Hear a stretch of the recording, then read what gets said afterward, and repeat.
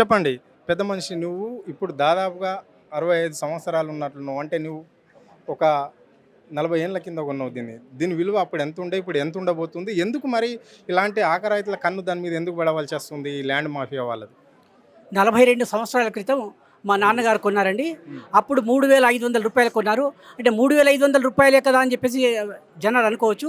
కానీ ఆ రోజుల్లో రూ. 3, రూ. 5 సంపాదించడం చాలా కష్టమైన రోజుల లోపల ఎంతో కష్టపడి ఆయన పిల్లల కోసం ఆయన తీసుకున్నారు.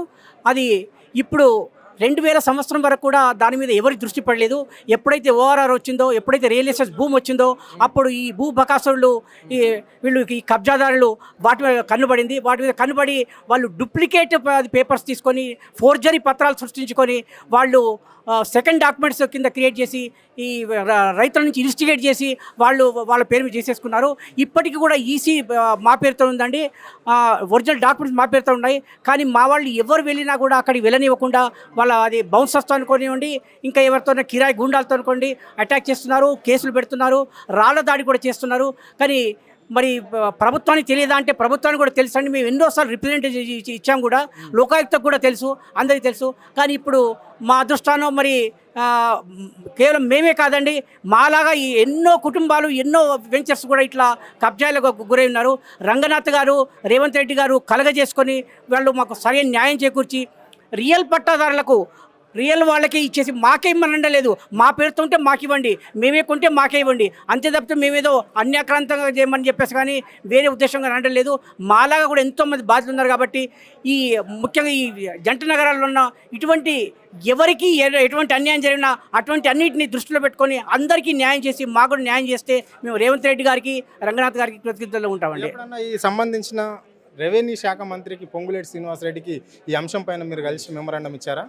ఆయనకి ఇవ్వలేదు కానీ లోకాయుక్తకు తెలుసండి. తర్వాత ప్రజాభవన్ లోపల అక్కడ ప్రజాపనిలో కూడా అక్కడ రిప్రజెంటేషన్ సబ్మిట్ చేసామండి. Okay, right. చెప్పండి, మీకు అక్కడ ఎంత ఉంది, అంటే ఎన్ని గజాల ప్లాట్ నిది? నా పేరు మురళి, మురళి. 840 ప్లాట్ నెంబర్ నాది. 555 గజాలు. అయితే ఇక్కడ జరుగుతుంది ఏంటంటే న్యాయ వ్యవస్థలు కూడా చాలా లొసుగులు ఉన్నాయండి. ప్లాటు నాదైనా ప్లాటుకు సంబంధించని వాడొచ్చి ప్లాట్లో ఉంటే ఎవరైతే పొజిషన్లో ఉన్నారో వాళ్ళే హక్కుదారుగా మాట్లాడుతున్నారు. సో న్యాయ వ్యవస్థ కూడా నిజమైన న్యాయం జరిపించట్లా. ఆ లొసుగుల్ని ఆధారంగా చేసుకొని ఈ భూబకాసురులు, ముఖ్యంగా నాదెల్ల విజయభాస్కర్ చౌదరి, నేను అనేది ఏంటంటే ఆయన 400-500 ప్లాట్లు కొన్నాడు. ఈ అందులో అది ఆయన ఉన్న ఆక్యుపై చేసుకుని మీరు కొన్నప్పుడే కొన్నాడా లేకుంటే 1984లో మేమందరం కొన్నాం. 2002లో మన వ్యవసాయదారుల దగ్గర డూప్లికేట్ వాళ్ళతో అగ్రిమెంట్ చేసుకొని ఎకరాల చొప్పున కొన్నాడు. అది నడవదు. అప్పటికే వాణిమోహన్ సబ్ కలెక్టర్ గారు ఆమె సర్వే చేసి ఈ 142 ఎకరాలు ప్లాట్లు చేయబడ్డాయి, ఎవరు కూడా ఎకరాల చొప్పున అమ్మడానికి వీల్లేదు అని పెద్ద రిపోర్ట్ ఇచ్చింది ఆవిడ. తర్వాత లోకాయుక్తలో కూడా 2022 సంవత్సరంలో ఈ 142 ఎకరాల్లో ప్లాట్లు చేయబడ్డాయి, ఎకరాల చొప్పున అమ్మడానికి వీల్లేదు అని వాళ్ళు కూడా జడ్జిమెంట్ ఇచ్చారు. సో ఈ రెండు ఆధారంగా చేసుకొని మేము అడిగేది ఏమిటంటే, ఇప్పుడు విజయభాస్కర్ చౌదరి ముఖ్యంగా అతని వల్లనే చాలామంది సఫర్ అవుతున్నాం మేము. ఇప్పుడు 110 ఎకరాల్లో ఆక్యుపై చేసుకుని ఉన్నాడు. ఆయన కొన్నది 400 ప్లాట్లు. ఈ 400 ప్లాట్లలో ఆయన ఉండనియండి, కానీ 400 ప్లాట్లు కాకుండా మిగతా ప్లాట్ ఓనర్స్ రానిస్తే చాలా సంతోషం. అయితే దాన్ని ఫెన్సింగ్ పెట్టేసి 4 దిక్కుల గన్మెన్లను పెట్టాడు. 2002 నుంచి 2014 వరకు పెట్టాడు. 4 రూములు కట్టి 4 మనుషులను పెట్టి గన్మెన్లు పెట్టాడు. సో మేము అనేది ఏంటంటే, నువ్వు ఎన్ని కొను, నీ ప్లాట్లలో నువ్వు ఉండు, మా ప్లాట్లకు మమ్మల్ని రానివ్వు. సో ఇలా చేసి మేము వెళ్ళిన తర్వాత మా మీద ట్రెస్ పాసింగ్ కేసు పెడితే పోలీసులు వచ్చి మమ్మల్ని తరిమి కొట్టారు. ఎందుకంటే వాడు పొజిషన్లో ఉన్నాడు కాబట్టి వాడు హక్కుదారుడు, మీరు పొజిషన్ లేరు కాబట్టి మీరు సెకండరీ. ఆ విధంగా కూడా పోలీసులు మా మీద అన్యాయం చేశారు. ఈ న్యాయ వ్యవస్థ కూడా అన్యాయం ఉంది. కాబట్టి దీన్ని సవరించి నిజమైన ప్లాట్ హోల్డర్లు ప్లాట్లో ఉన్నా లేక సుప్రీంకోర్టు ఆర్డర్ కూడా ఒకటి ఉంది, ఎవరైతే ప్లాట్లు మొట్టమొదట కొంటారో వాళ్ళే హక్కుదారులు, ఆ ప్లాట్లో ఉండాల్సిన అవసరం లేదు, ఉన్నా లేకపోయినా అతనే స్వంతదారుడు. దానికి వ్యతిరేకంగా ఇప్పుడు న్యాయ వ్యవస్థలో పొజిషన్లో ఎవరు ఉన్నారో వాళ్ళది హక్కు అవుతుంది. దీన్ని సవరించి ఈ ప్లాట్ హోల్డర్కి న్యాయం జరిపిస్తారని కోరుకుంటున్నాం. తర్వాత విజయభాస్కర్ చౌదరితో విన్నపం చేస్తున్నాం. నువ్వు ఎన్ని ప్లాట్లు కొన్నావో కొను, ఆ ప్లాట్లలోనే నువ్వు ఉండు, మిగతా ప్లాట్లు వేరే వాళ్ళకి ఇచ్చేసేయి. ఎవరి ప్లాట్ వాళ్ళకి ఇది కాదు కదా. రైట్. ఇప్పుడు విజయభాస్కర్ రావు చౌదరి ఆయన ఏపీలో ఉంటున్నాడు. మీరు ఎన్నిసార్లు విన్నపించుకున్నా పట్టించుకోవడం లేదు. మరి ఈ వ్యవహారాలన్నీ ఇక్కడ ఎవరు చూస్తున్నారు? ఇప్పుడు మేము Kollur plot owners welfare association ఉంది కదా, వాళ్ళ తరఫున విజయభాస్కర్ మనుషులు ఉన్నారు. తర్వాత రామకృష్ణ అని ఉన్నాడు, నరసింహారెడ్డి లాయర్ ఉన్నాడు. వాళ్ళు కూడా ఏమంటున్నారంటే మీరు ఎంత ప్లాట్ ఏరియా ఉందో 4 SFT చొప్పున ఇస్తానంటున్నాడు. సుమారు 500 గజాలు ఉందనుకోండి, 4 × 500 2000 SFT మాత్రమే ఇస్తా. అలా ఒప్పుకుంటే నువ్వు సగ్రమ చేసి నీ ప్లాట్ నాకు ఇచ్చేసి, నేను అపార్ట్మెంట్ కట్టినప్పుడు నీకు 2000 SFT త్వరగా అపార్ట్మెంట్ ఇస్తా. ఆ అగ్రిమెంట్కి దిగుతున్నాడు. ఎగ్జాంపుల్గా 500 గజాలు ఉంటే 2000 SFT ఫ్లాట్ ఇస్తానంటున్నాడు. ప్లాటు నాది, వాడు నాకు 2000 SFT ఇస్తానంటున్నాడు. ఏ హక్కుతోని బట్టి ఇది విధంగా వాళ్ళది అంతా నడుస్తుంది అనమాట. మేము అడుగు అదే, నువ్వు ఎన్ని ప్లాట్లు కొన్నావో అన్ని ప్లాట్లు నీవే, మిగతా ప్లాట్లు మాకు వదిలేసి మా ప్లాట్లకు మమ్మల్ని వెళ్ళే నీవు, అది మేము కోరుతున్నాం. చెప్పండి సార్, ఇక్కడ టోటల్గా ఎన్ని ఎకరాల ప్లేస్ అది, ఎంతమంది బాధితులు ఉన్నారు? మరి ఇక్కడ వీళ్ళు వచ్చి రౌడీలు గుండెలు వచ్చి బెదిరించవలసిన అవసరం మీకు ఏమొస్తుంది? దీని వెనకాల ఎవరున్నారు? ఆ ల్యాండ్ మీద ఎవరు కన్ను పడ్డదని మీరు అనుకుంటున్నారు? అందరు రియల్ ఎస్టేట్ బూమర్సేనండి. నాదల్ల విజయభాస్కర్ చౌదరిని మెయిన్. తర్వాత ఒక 3-4 ఏజెన్సీస్ కూడా తయారైనాయి. వీళ్ళందరూ ఏం చేశారంటే 2002లో ఎప్పుడైతే ల్యాండ్స్ నాదల్ల ఎకరాల కొద్ది రిజిస్ట్రేషన్ చేసుకున్నారో వాళ్ళు ఈసీ ద్వారా బ్రోకర్లను పెట్టి చేసి అడ్రస్లు తీసుకొని 40,000కు 50,000కు చొప్పున వాళ్ళు ప్లాట్ల కాగితాలు తీసుకోపోయారు. అలా ఒక ఇది ఏంటంటే మొత్తం 140 acres 1321 బెనిఫిషియర్స్ అండి. దాంట్లో ఇప్పుడు 600 ప్లాట్ల వరకు నాదల్ల విజయభాస్కర్ ఆల్రెడీ కొని పెట్టుకున్నారు. మా రిలేషన్ వాళ్ళు కూడా 15 మందిలు దాదాపు అమ్మేసుకున్నారు. మేము ఒక 3 మాత్రం 7 ప్లాట్లు ఉంచుకున్నాం. ఈ అసోసియేషన్ నమ్మకం ఉంచేసుకొని మేము ఎప్పటికైనా సాధిద్దామని కోరుకుంటున్నాం. ఎట్లా అంటే ఎట్లా సాధిస్తారు మీరు? ఇప్పుడు కోర్టుకు పోయినామని చెప్తున్నారు. ఆఖరికి మీ జిల్లా కోర్టు అయినా సంగారెడ్డి కోర్టుకు పోయినాం, అక్కడ మమ్మల్ని మాకు స్టే మా వైపు వచ్చినా కానీ పట్టించుకోలేదని చెప్తున్నారు. హైకోర్టు మెట్లు ఎక్కినామని చెప్తున్నారు. అక్కడ కూడా మాకు ప్రజావాణిలో ఇచ్చినాం, ప్రజాప్రభుత్వం వచ్చిన తర్వాత అని చెప్తున్నారు. మీది ఇంత పోరాటం కాదు, 40 ఏళ్ల నుంచి జరుగుతున్న పోరాటం.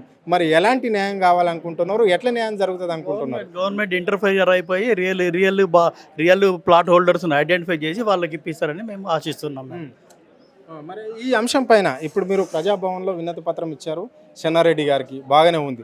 మరి ఈ అంశం పైన ఇక్కడ ఈ శాఖకు సంబంధించిన ఒక మంత్రి ఉన్నాడు, రెవెన్యూ శాఖకు సంబంధించిన పొంగులేటి శ్రీనివాసరెడ్డి ఉంటాడు, ఆయన కంటే పెద్దగా ఇంకా ముఖ్యమంత్రి రేవంత్ రెడ్డి ఉంటాడు. మరి మీరందరూ సన్నకారు చిన్న చిన్న ఉద్యోగాలు చేసుకున్న పరిస్థితి ఇది మీది. మరి అంటే 85 చూడండి, నా జీతమే 860 రూపాయలు. అప్పుడు దాంట్లో అప్పుడు 3,000 పెట్టి కొనుక్కున్నాయి ప్లాట్. నేను ఇప్పుడు రిటైర్డ్ అయిపోయి కూడా 6 సంవత్సరాలు అయిపోయింది.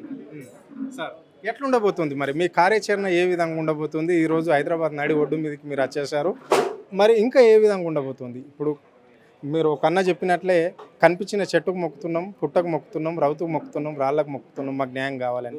మరి ఈరోజు మీ పరిస్థితి ఏంటి? మీ కార్యాచరణ ఏ విధంగా ఉండబోతుంది? మేము చెప్పేది ఏంటంటే 1983-84లో ఈ 142 ఎకరాలను 1321 ప్లాట్లు చేసి ప్లాటింగ్ చేసి లేఅవుట్ చేసి ప్లాట్ చేసి అందరికీ అమ్మేశారు. అంటే పేపర్ మీద అంత 1321 ప్లాట్లు అందరికి అమ్మడం జరిగింది. అప్పుడు అందరూ బాగున్నారు, అందరు ఎందుకంటే ఎంప్లాయీస్ కాబట్టి అందరూ బాగున్నారు. 1983 నుంచి 2002 వరకు కూడా ఇక్కడ అంత పెద్ద డెవలప్మెంట్ లేదు. అంత విలేజ్ అట్మాస్ఫియర్లో నిద్రపోతూ ఉండే. ఎప్పుడైతే ఓఆర్ఆర్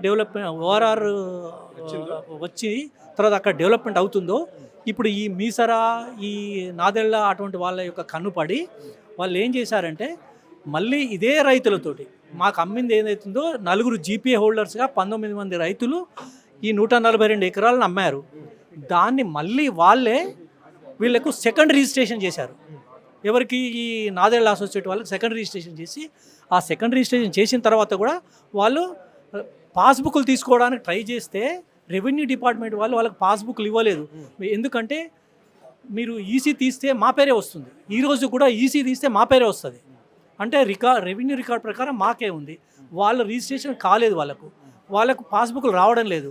వాళ్ళు పాస్బుక్ రావడం లేదు, కానీ పొజిషన్ మీద వాళ్ళందరూ ఏంటంటే జులుం చేసి వాళ్ళందరూ గన్ పాయింట్లో అది ఆక్యుపై చేసుకొని వాళ్ళు ఒక చేసిన ప్లాన్ ఏంటంటే ఇండివిజువల్ ఎప్పుడైతే అందరూ గన్ పాయింట్లో ఇది చేశారో చాలామంది భయపడి ఒక 500 మంది 600 మంది 40,000 30,000 అన్నీ అమ్ముకున్నారు.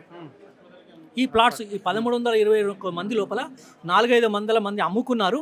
ఈ అమ్ముకున్న ప్లాట్లను వాడు ఏం చేసి చింపేశాడు, డాక్యుమెంట్స్ చింపేశాడు. డాక్యుమెంట్ చింపేసి ఇప్పుడు వాని ల్యాండ్ లాగా వాడు ఏం చేశాడంటే వానికి సెకండ్ రిజిస్ట్రేషన్ చేయించుకున్నాడు. మిగతా మంది ఏదైతే ఉన్నారో మేము ఇట్లా బకచిక్కిన వాళ్ళం ఏదైతే ఉన్నదో ఒక అసోసియేషన్గా చేసి ఒక 6 సంవత్సరాల నుంచి కొంచెం సంఘటితంగా పోట్లాడుతున్నాం. ఇప్పుడు మేము అనేది ఏంటంటే మేము అందరం కూడా కేసులు వేశాము, ఈ లోకాయుక్తకు ఇది చేశాము. ఇప్పుడు రేరా వాళ్ళని అడిగేది ఏంటంటే మాది ఒరిజినల్ రిజిస్ట్రేషన్ 1943-44 నుంచి మా ఒరిజినల్ రిజిస్ట్రేషన్ మా డాక్యుమెంట్ ఉంది, ఈసీ తీస్తే కూడా మాదే వస్తున్నది. కాబట్టి మీరు ఈ డాక్యుమెంట్స్ వెరిఫై చేసి మాది ఒరిజినల్ రిజిస్ట్రేషన్ కాబట్టి ఈ ప్లాట్స్లో మమ్మలను అలో చేయాలి, వాళ్ళను వెళ్ళగొట్టాలి. రేరా వాళ్ళు కానీ, రేవంత్ రెడ్డి కానీ, పొంగులేటి శ్రీనివాసరెడ్డి కానీ వీళ్ళందరికీ దయచేసి మేము మీడియా తరఫున మొక్కుతున్నది ఏంటంటే వాళ్ళు కలగజేసుకొని మాకు న్యాయం చేయడానికి కోసము రెవెన్యూ డిపార్ట్మెంట్ను, పోలీస్ డిపార్ట్మెంట్ను మాకు సహాయం చేయవలసిందిగా మేము కోరుతున్నాం. ఇది మా దాంట్లో ఒక 60 మంది ఎల్ఆర్ఎస్ ఫీజు కూడా కట్టున్నాం. మాకు నోటీసులు వచ్చిన ఎల్ఆర్ఎస్ కూడా కట్టాము, దానికి ఏమీ జవాబు లేదు.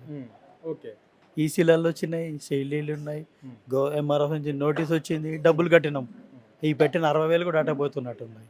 ఎన్నటిగా న్యాయం పెడతాను ఆలోచిస్తున్నాం. ఇక్కడ రైట్, అన్ని ఆధారాలతోటి మేము ఉన్నప్పటికి కూడా కొంతమంది రియల్ ఎస్టేట్కి సంబంధించిన కొంతమంది బోకర్లు మమ్మల్ని నానా ఇబ్బందులు పెడుతున్నారు అని చెప్పేసి కూడా ఈ అసోసియేషన్కి సంబంధించిన బాధితులు చెప్పడం అనేది అయితే జరుగుతుంది. ఇప్పటికీ అంటే దాదాపుగా 1983లో మేము తీసుకున్న ప్లాట్లు 140 ఎకరాలలో 1300కు పైగా ప్లాట్లు ఉంటే వీళ్ళకు భయపెట్టి అంటే రాజకీయంగా కావచ్చు, గుండెలం పెట్టి కావచ్చు, రౌడీలం పెట్టి కావచ్చు మా ప్లాట్లను కొంతమంది అమ్ముకొని పోయారు వాళ్ళ భయానికి. అంటే మేము నిజమైన రైతుల దగ్గర ఉన్నాం, ఖచ్చితమైన రైతుల దగ్గర ఉంటే వాళ్ళకి డబల్గా వాళ్ళ ఎవరైతే ఉంటారో ఆ రైతులు పోయినప్పటికీ కూడా వాళ్ళ వారసులను పట్టుకొని కొంతమంది ఇక్కడ మా మీద జులుం చూపిస్తున్నారు అని చెప్పేసి కూడా వాళ్ళు అంటున్నారు. అంటే మేము ఇప్పుడు పోని కోర్టు లేదు, ఇక్కడ ఏదైతే ఉంటుందో మా జిల్లా కోర్టుకు పోయినాము, హైకోర్టుకు కూడా ఆశ్రయించినాము, అయినా మా దగ్గరికి వస్తున్నాయి అన్ని తీర్పులు మా వైపు ఉన్నప్పటికీ కూడా మేము కబ్జాలు లేకుండా పోతున్నాము. కబ్జా దగ్గరికి పోతే మా మీద ఎంతోమంది గుండెలు రౌడీలు మా పైన దాడులు చేస్తున్న పరిస్థితి ఇక్కడ కనిపిస్తున్నది. ఇక్కడ ప్రజాప్రభుత్వంలో కూడా మేము విన్నపం చేసుకున్నాము, ప్రజాప్రభుత్వం ఏర్పడిందని రేవంత్ రెడ్డి చెప్తున్నాడు. కానీ మాలాంటి పేదవాళ్ళకు అంటే మాది ఇప్పుడు అంత వయసు అయిపోయింది, అంటే మేము ఎప్పుడో చిన్న ఉద్యోగం ఉన్నప్పుడు చిన్న ఉద్యోగంతో మేము కొన్న ప్లాట్లు ఇవి, ఆ ఉద్యోగం చేసుకున్నాము, ఇప్పుడు మేము రిటైర్మెంట్ అయిపోయినాము, మేము ఇంకో స్థాయి మాకు లేదు. కాబట్టి అక్కడ కోట్లల్లో విలువ చేసే భూమి కాబట్టి అప్పుడు 100లలోనే కొని ఉండొచ్చు మేము, ఇప్పుడు ఆ కోట్లల్లో విలువ చేసే భూమి కాబట్టి ఆ భూమి పైన కొంతమంది రియల్ ఎస్టేట్ బ్రోకర్లది కన్ను పడడంతో మనం నానా అవస్థలు పెడుతున్నారు. మేము తిరగని ఆఫీస్ లేదు, ఎక్కని మెట్టు లేదు అని చెప్పేసి కూడా వాళ్ళు స్పష్టంగా చెప్పడం జరుగుతుంది. ఇప్పుడు చివరిగా మిగిలింది ఒకటి, ఎవరైతే ఈ మంత్రి ఉన్నాడో పొంగులేటి శ్రీనివాసరెడ్డి, ఆయనను కలిసేది ఉంది, ముఖ్యమంత్రిని కలిసేది ఉంది, వాళ్ళని కూడా కలుస్తాం, మాకు న్యాయం అయ్యేంత వరకు పోరాటం చేస్తాము. ఇది ప్రభుత్వం అని పేరుకు చెప్పుకోవడం కాదు, ప్రజలకు ఎలాంటి న్యాయం జరుగుతుంది అనేదే కావాలి. ఇప్పటి వరకు ఇలాంటి బాధితులు ఈ రాష్ట్రంలో ఎంతో మంది ఉన్నారు. ఎన్నో వెంచర్లలో ఇలాంటి పేదవాళ్ళ దగ్గర డబ్బులు వసూలు చేసుకొని బోర్డులు దింపేసిన కంపెనీలు మనం చూసినాం, రియల్ ఎస్టేట్ కంపెనీలను ఎన్నో చూసినాం. ఇప్పుడు ఇది కూడా అలాంటిదే కావద్దు అని మేము అనుకుంటున్నాము. రైతులతో ఉన్నాం కాబట్టి బోగస్ రైతులను పెట్టి మా భూములు ఉన్నవాళ్ళు గుంజుకుంటున్నారా అని చెప్పేసి కూడా వాళ్ళు ఆవేదన వ్యక్తం చేయడం జరిగింది. ఇది రేవంత్ రెడ్డికి చెప్తున్నారు, వాళ్ళు ఒక్కటే చెప్పదలుచుకున్నారు, మీరు ప్రజాప్రభుత్వం నడిపిస్తున్నాము అని అంటున్నారు కాబట్టి మాకు న్యాయం జరిగేంత వరకు మేము పోరాటం చేస్తాం. అవసరమైతే నీ ఆఫీస్కి వచ్చి సెక్రటరియట్కి వచ్చి నేను కలుస్తాం, లేదంటే నీ ఇంటి దగ్గర కూడా నేను కలుస్తాం, కానీ మాకు న్యాయం జరగాలి, అప్పుడే ప్రజాప్రభుత్వం న్యాయం చేస్తుంది అని అనుకుంటాం, లేకుంటే ఈ ప్రభుత్వానికి చెడ్డ పేరు వస్తుంది అని చెప్పేసి కూడా వాళ్ళు స్పష్టంగా చెప్పడం జరుగుతుంది. అంటే దాదాపు 500 మంది అమ్ముకుని పోయారు, ఇంకో 600-700 మంది మాత్రం ఉన్నాం.